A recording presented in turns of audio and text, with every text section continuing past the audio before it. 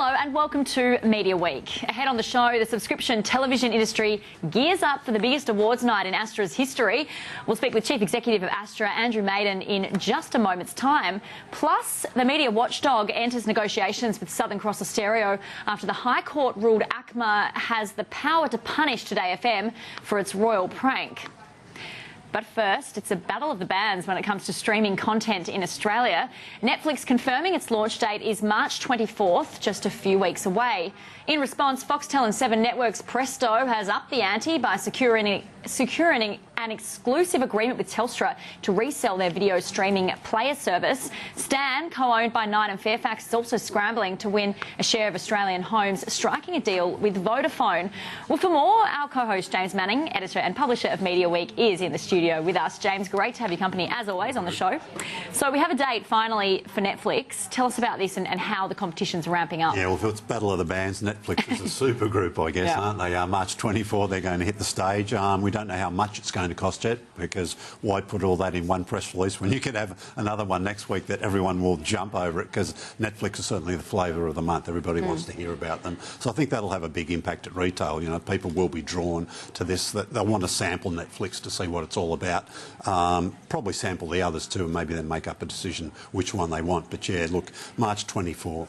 Few weeks later for House of Cards fans, though, in terms of versus the United House of States. Cards came out last weekend, so people have already got subscribed to the US Netflix, have been starting to watch it. A few illegal downloaders have been jumping on board there too. But look, it's only one part of the offering. You know, when Foxtel had House of Cards, did okay numbers, but they certainly wasn't a massive property on like Game of Thrones is, if you like, on Foxtel. Well, we know competition in the space is heating up. Presto's announced a deal with Telstra in the lead-up. Just talk us through that one. Yeah, they have. Look, it's we sort of got a hint of that when we had Sean James on the other week from Presto telling us about, look, their free trial, no free trial yet. Well, what do you know? They've got a free trial this month. It will coincide with the launch of Netflix, and that deal with Telstra is a really good one too, because if you're Presto, there's no download limits. They're all gone. It's for, you know, downloading all that stuff online, that won't interfere with your cap.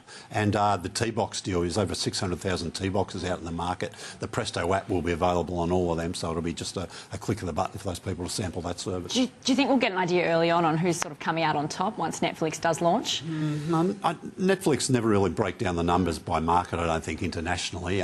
So we, you know, when they do their reporting, they might give us some clarity on how it's going. But I think a lot of people will be drawn to them. All right, well, as the battle for viewers continues, the Australian Subscription Television and Radio Association, otherwise known as ASTRA, is gearing up for its largest ever awards in the 20-year history of subscription television. So for more on what to expect, we're joined by Chief Executive of ASTRA, Andrew Maiden, in the studio with us now. Andrew, thanks so much for joining us on the show today. Pleasure. Before we get to the awards, we'll get to that in just a moment. Obviously, this all comes amidst a lot of streaming services coming into the market, Netflix launching, as we just said, on March 24. What sort of impact are you expecting all this to have on viewers? Well, what's not to like? If you're a viewer, there's just a lot more choice with Presto and Stan and Netflix. From the industry's point of view, it's good because it's going to get more consumers into the habit of paying for content, so it'll grow the overall market. And for the industry, you know, more revenue is obviously a good thing. I don't think streaming is going to completely transform the market, because the size of the opportunity is reasonably small in the scheme of television. A few $100 million in an industry otherwise worth billions, but it's definitely going to disrupt the economics of the industry, and that's good for consumers. I think when Netflix first put their hand up here, you welcomed them to the market, I think, as you welcome probably Stan and Presto as well. Are they outside your area? Is there any reason they should be a part of Astra, or are they going to be completely separate? Well, there's no reason they shouldn't be. Of course, they have a different business model and different technology, but we seek to advocate in a way that's neutral, in the sense that we support things that should be good for any entrant in the market, no matter what technology they use or no matter what brand they trade under. We've had discussions with Netflix and Stan, and that'll continue in the next few months, and they may join. We hope they do, but ultimately it's a matter for them. Welcome Matt's out, yeah. That's it. Foxtel and other businesses have obviously been renovating business models in order to sort of help overcome this streaming on demand. How's Foxtel's cheaper prices been greeted by consumers so far? Well, I guess the best evidence for that is the earnings announcement that Telstra and Foxtel put out a few weeks ago, and I think they reported 4.7% growth in subscribers in what is a fairly short period towards the end of last half. So the early signs are good, and not only for Foxtel but the independent channels that sell their content to Foxtel as well. That rising tide is lifting all boats. Well, it's a good time to be having your awards then. So rising tide lifting all boats. So tell us a little bit about the awards this year. There's been a few changes to the voting system, and so run us through the headlines of that. Well, there is change about James. We first of all wanted to make sure that our judging process was transparent and seen to be independent. So this year we're pleased to have 80 faces from across the creative industry casting their votes for winners to be announced on the 12th of March. We've also ensured that all categories are voted by the industry rather than some by subscribers and some by the industry. We wanted to concentrate our message around outstanding quality content, and if our awards are for outstanding content, they should be judged by outstanding people. We've got some US star power coming in with Juliana Rancic hosting. What was behind the decision to get a US host this year?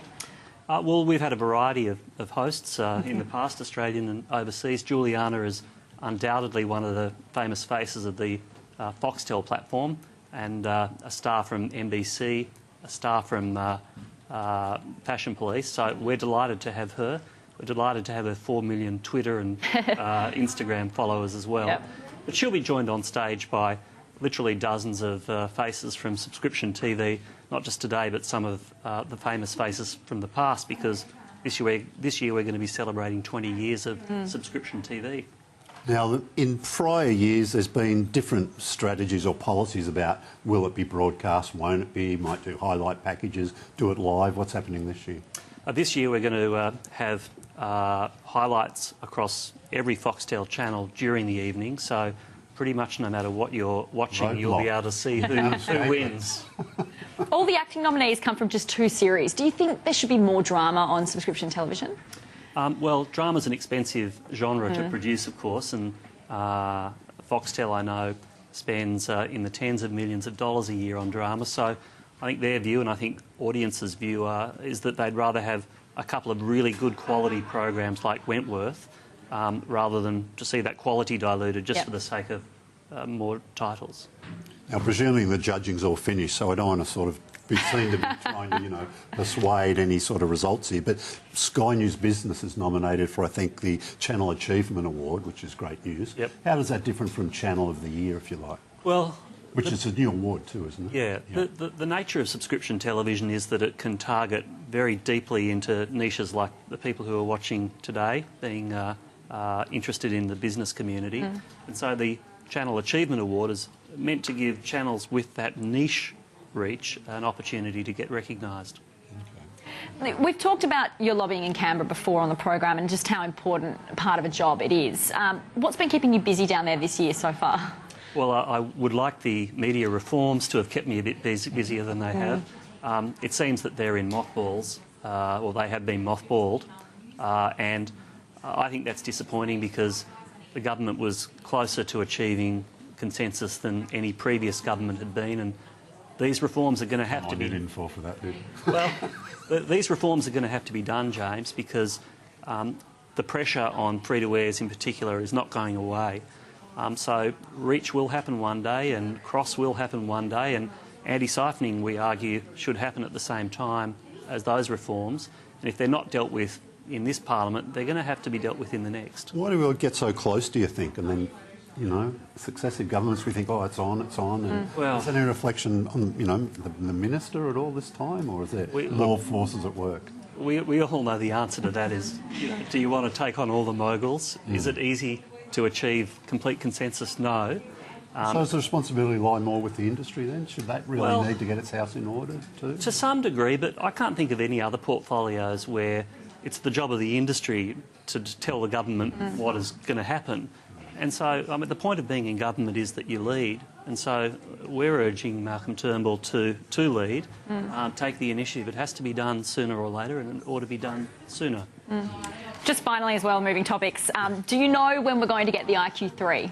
We ask everybody this We one. ask everyone this one, so we're just trying to get rumours from everybody. Surely the chief executive of Astra's got it. I can't even participate in the trial, but I do think that it's coming in the next few weeks, so watch this space. Watch this space. Chief Executive of Astra, Andrew Maiden, thank you so much for being on the show today. Pleasure. We do have to take a quick break now on Media Week. Coming up next, though, who's come out on top for the ratings in week 9, plus Australia's Eurovision contestant revealed. That's next.